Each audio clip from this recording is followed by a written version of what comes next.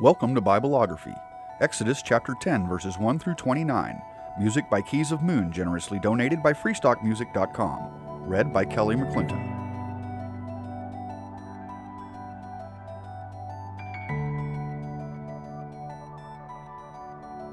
Then the Lord said to Moses, "Go to Pharaoh, for I have hardened his heart and the hearts of his officials, so that I may perform these signs of mine among them, that you may tell your children and grandchildren how I dealt harshly with the Egyptians and how I performed my signs among them, and that you may know that I am the Lord." So Moses and Aaron went to Pharaoh and said to him, "This is what the Lord, the God of the Hebrews, says. How long will you refuse to humble yourself before me? Let my people go so that they may worship me. If you refuse to let them go, I will bring locusts into your country tomorrow. They will cover the face of the ground so that it cannot be seen. They will devour what little you have left after the hail, including every tree that is growing in your fields. They will fill your houses and those of all your officials and all the Egyptians, something neither your parents nor your ancestors have ever seen from the day they settled in this land till now." Then Moses turned and left Pharaoh. Pharaoh's officials said to him, "How long will this man be a snare to us? Let the people go so that they may worship the Lord their God. Do you not realize that Egypt is ruined?" Then Moses and Aaron were brought back to Pharaoh. "Go, worship the Lord your God," he said, "but tell me who will be going."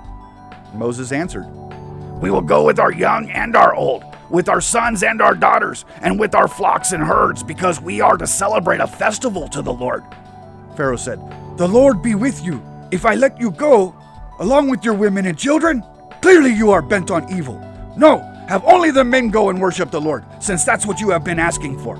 Then Moses and Aaron were driven out of the Pharaoh's presence. And the Lord said to Moses, "Stretch out your hand over Egypt so that the locusts swarm over the land and devour everything growing in the fields, everything left by the hail."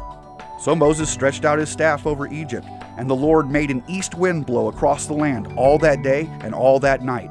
By morning the wind had brought the locusts. They invaded all Egypt and settled down in every area of the country in great numbers. Never before had there been such a plague of locusts, nor will there ever be again. They covered all the ground until it was black. They devoured all that was left after the hail, everything growing in the fields and the fruit on the trees.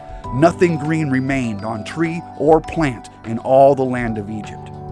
Pharaoh quickly summoned Moses and Aaron and said, "I have sinned against the Lord your God and against you. Now forgive my sin once more and pray to the Lord your God to take this deadly plague away from me." Moses then left Pharaoh and prayed to the Lord. And the Lord changed the wind to a very strong west wind, which caught up the locusts and carried them into the Red Sea. Not a locust was left anywhere in Egypt. But the Lord hardened Pharaoh's heart, and he would not let the Israelites go. Then the Lord said to Moses, "Stretch out your hand toward the sky so that darkness spreads over Egypt, darkness that can be felt." So Moses stretched out his hand toward the sky, and total darkness covered all Egypt for 3 days. No one could see anyone else or move about for 3 days, yet all the Israelites had light in the places where they lived. Then Pharaoh summoned Moses and said, "Go, worship your Lord. Even your women and children may go with you. Only leave your flocks and herds behind." But Moses said, "You must allow us to have sacrifices and burnt offerings to present to the Lord our God. Our livestock too must go with us. Not a hoof is to be left behind.